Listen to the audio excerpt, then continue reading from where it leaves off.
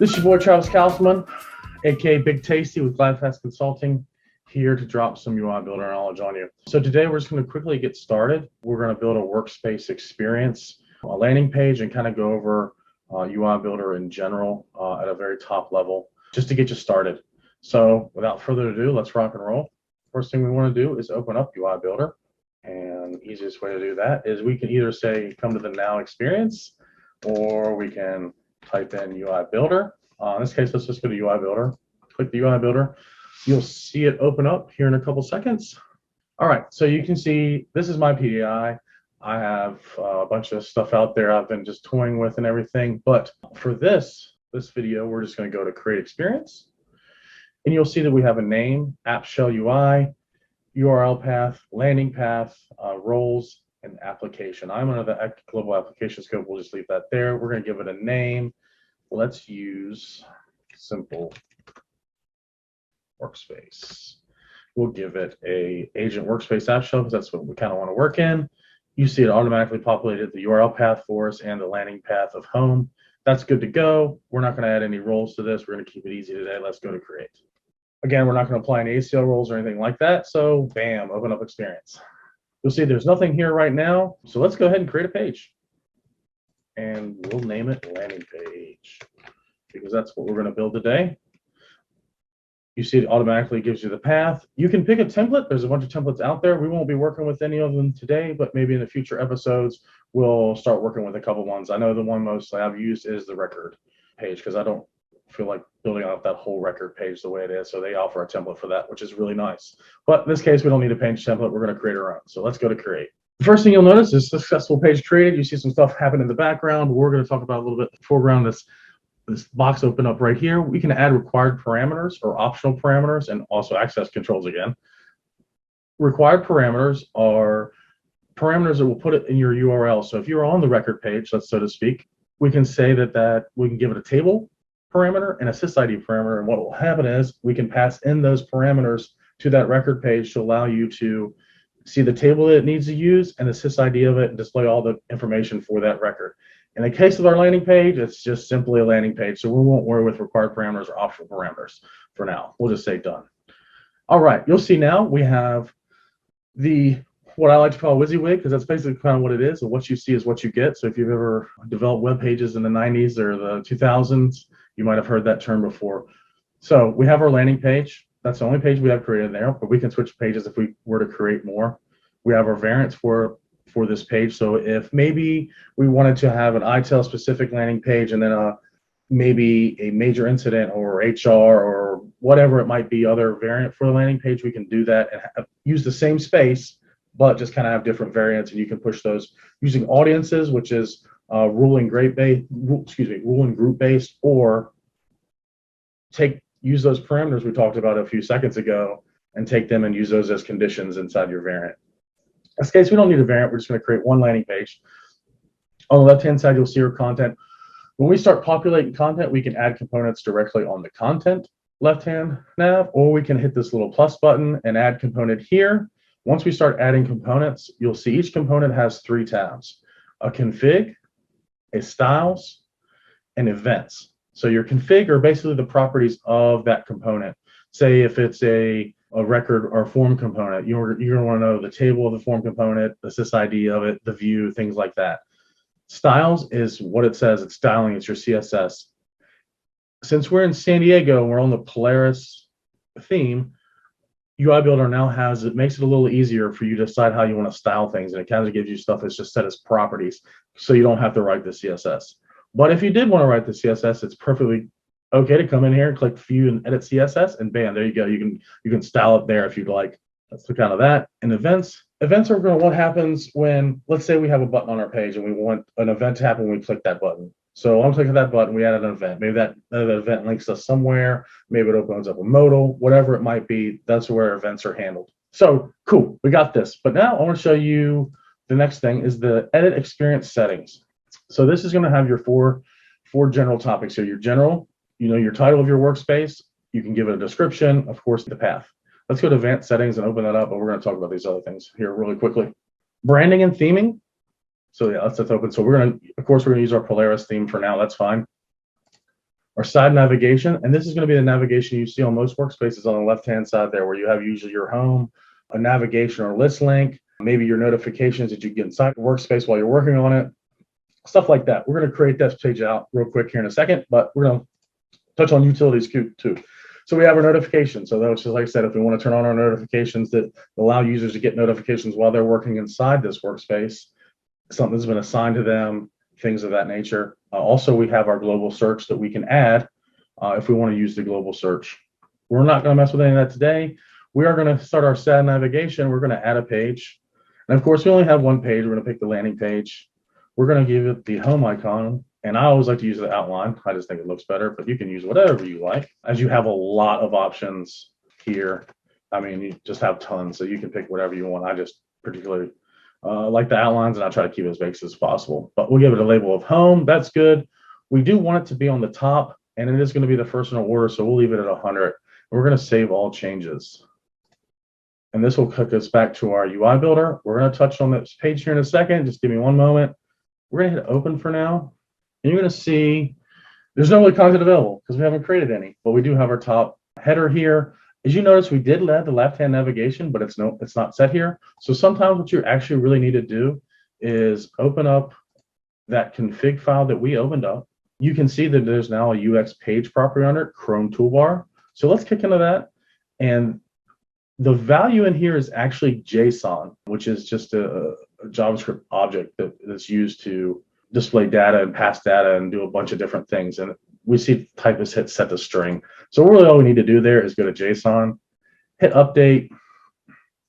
Let's go back to our landing page, and you should see on the left-hand nav here, awesome, we got the home button now. I want to do one other thing, one other property here. So I'm going to go ahead and grab it from my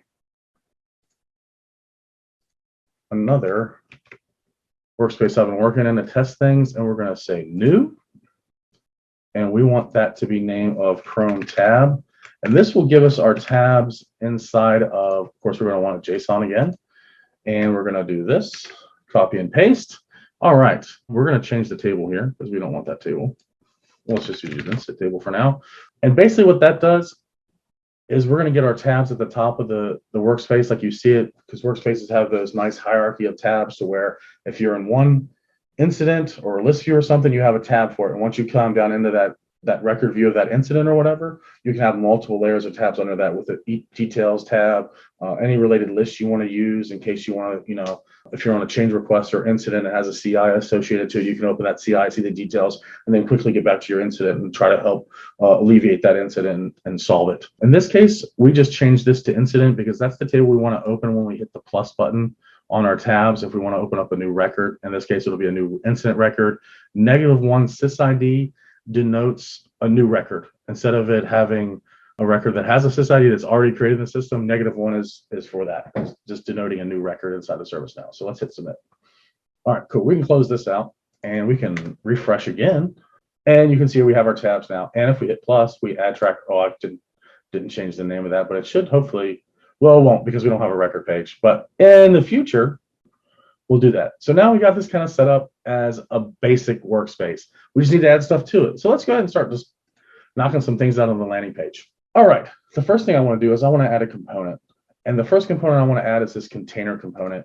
And think of containers like divs for your HTML. It's kind of just a section of you want certain things inside it. So sometimes, like if you were coding HTML, you would have your header, you would have your body, your content body, and then your footer. So let's look at it like that. So we'll have a couple different things. In this case, we're not going to make a header, a footer, and all that. We're just going to make it like a simple text box at the top, give it a little styling. Then we'll start adding some components under that. And I'll show you the expansive component library that's already in here.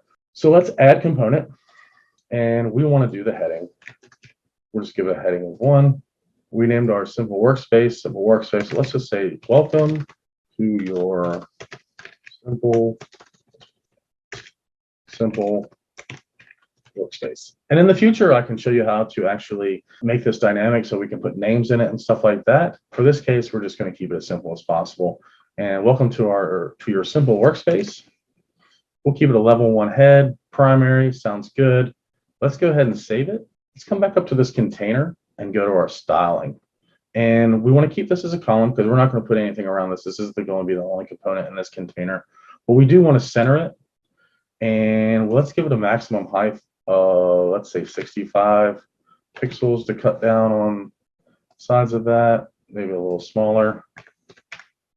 Yeah, that looks good. Let us, if we want to center that too, we can. That looks good though. I'm not going to change much because of the, maybe because of the height. But anyway, let's go ahead and give it a background, make it easy on you. So the background, we're going to have our colors from our theme, and these are the colors from the Polaris theme. We can certainly change that in the future, but for now, let's just keep it with our, so we don't have to re-theme everything. Let's give it a background color, and let's give it a drop-down shadow. Medium sounds good. Let's hit save. Let's go back to our landing page, and we should start seeing content here now. Yes, welcome to your simple workspace. Awesome. Now let's create a new, let's create another container. So we can either say, we can either come here and hit add. This is going to add it to our component that's right now and just add it in the column view. Inside this container, we can hit add here, and this would allow us to add another component right under this.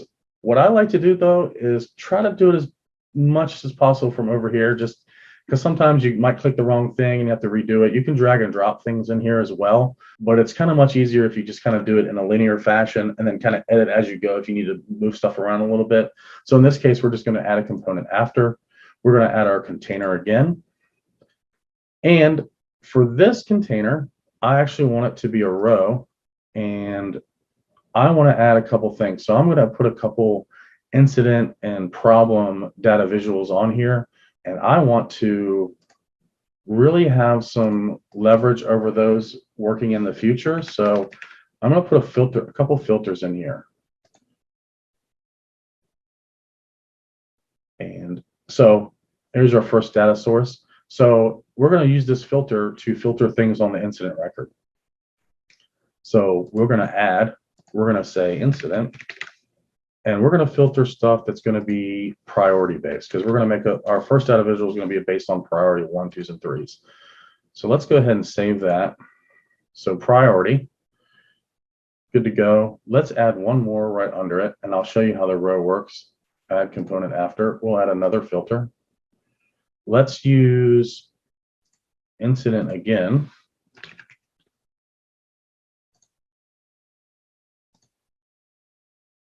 And let's use assignment group. Maybe we'll use that in the future so we can pick off, if we want it just to be based off our assignment groups, or if you're looking for a certain assignment group, you can hit save. So let's do that. Here's an example of moving. So we can move it over here to this side because we want priority, then assignment. Let's give this container some padding, just something small. Ooh, no background needed. Padding, let's give it small. Let's do it on each of the filters as well. Let's go extra small for that, and then extra small for this. And then we can explain a little bit more in the, cool. So we just give them some padding, make it look a little nicer. So if we actually go into one of these filters and go to the config file, and see the properties you can add here. So you can actually add some more values if you want to configure off of it. You can set up a priority label. In this case, we do want to say, let's go to incident priority, because if we have a priority data visual and, or excuse me, an incident data visual and then a problem data visual, it might confuse everybody for what priority we're looking at. So let's go that. We're not going to put any default values in there. We're just going to let it be as it is. And of course, ascending works. Assignment group, it is actually a reference to assignment group. We're not going to mess with that anything right now. So let's go ahead and hit save. All right, and let's load our, see how it looks. Cool. That drop shadow might be coming out a little bit. That's okay. So now we have some filters here, and you can see once we start adding our data visuals, we can actually apply it to our data visuals and things like that. It'll show you. And here's our assignment group. So pretty easy to set up, right? All right, let's go on to our next container and let's start adding some data visuals. So again, we're going to say configure, add component after. We're going to add another container.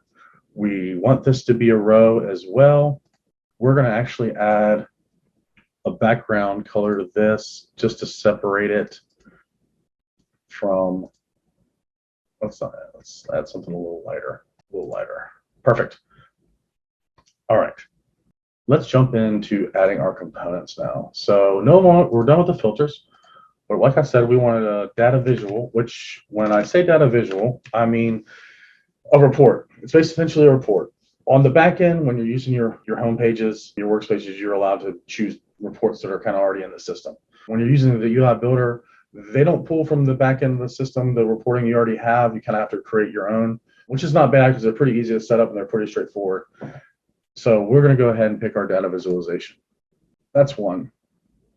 And we're going to make this a bar chart. And as you can see, there's a bunch of different kind of charts in here that you can use. Let's use our vertical bar. Let's give it a header. I do like to add the header separator, the title.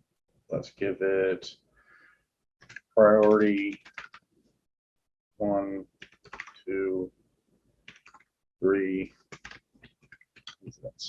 Got that. Data, we're going to add a data source, of course. So you can search for any table on here. I've had some tables already out of or that I've already used here. So I'm going to go ahead and pick the incident. This will load up some predefined conditions, if you want to use any of these. In this case, I'm not. I'm going to set it just all, add the custom filters here. Active is true. Good to go. Let's make it and pick a priority is, and we're going to do is one of, because we actually want 1, 2, and 3 level priorities.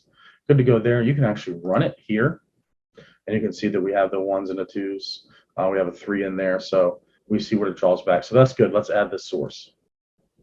Good to go there. All right, we're going to keep it as the count incident. That's what we want. We do not want to group by on action status. We actually want to group by priority because we want the 1s and the 2s and the 3s. Let's hit apply. You can see that update. You see this is very small. It's taking the background of the container color we have now just to kind of separate things and make it look a little more aesthetically pleasing. So we're going to remedy that, but I'm going to go through. You can actually use sorting if you want to sort it by value or name, and descending or ascending, and data update if you want to show filters, a couple different things there for your options in your presentation. Display settings, you can add your data labels. You can switch up the colors if you want to pick from a color palette or a fixed element color. There's a bunch of different things you can do there. We won't play around with that too much today. We'll save that for a future presentation. What we do want to do is get some of the styling cleaned up for this data visual. So let's go to our styles. Height, I like to use 400 pixels. I think that's always a pretty good height. We do want to take out 50% of the screen because we're not going to use any padding around this. So we're good there. The background color, we do actually want it to be neutral, so it stands out a little bit. And all right, so that one, while it doesn't look exactly like it's going to look on the back end, you'll have to accept that as a UI builder thing for now, because it's not going to look exactly like it does on the background. I'll show you when I refresh the landing page. So let's add one more data visual and kind of do the same thing real quick. So add component after, because we know it's a row, so it's going to be right beside it. We want another data visual. And we're going to use single source here. Or single score. We're going to use a pie, and header and border. We're going to say my groups problems. Let's add a data source, of course. We're going to pick problem this time. I'm not going to define any pre-existing condition or predefined conditions. We do want to say active is true, and let's pick the assignment group.